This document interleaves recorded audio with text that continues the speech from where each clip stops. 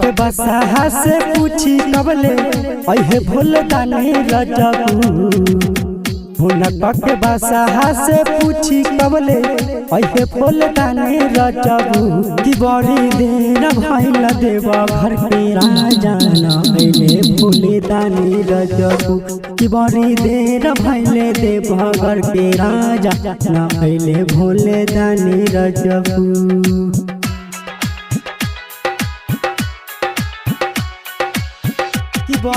DJ Ras Bihari, DJ Ras Bihari, DJ Ras Bihari.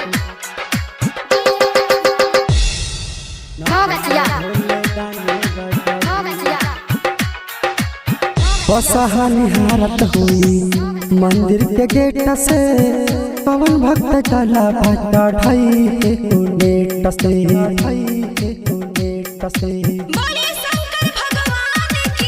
बसहा निहारत हुई मंदिर के गेट से पवन भक्त चला भट्टा ढाई नेट से। झूठा के बटन दाबतानी आके मैसेज करतानी रजबू। झूठा के बटन दाबतानी आके मैसेज करतानी रजबू।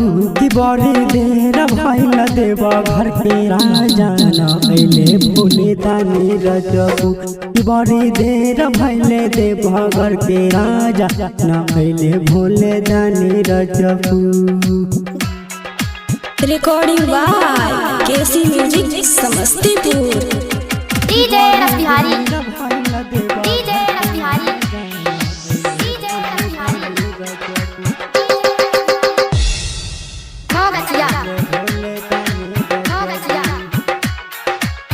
राइटर चंदन कैले सावन के तैयारी जलवा चढ़ावे खातिर बैजू के दुआरी।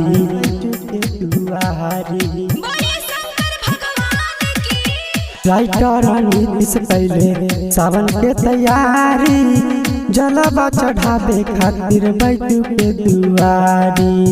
हुनका के सदानंद कहता रे अहे भोले दानी रजबू।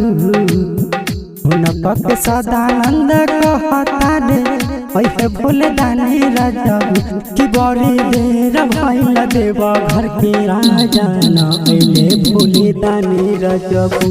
कि बड़ी देर भइल देवा घर के राजा न अइले भोले दानी रजबू।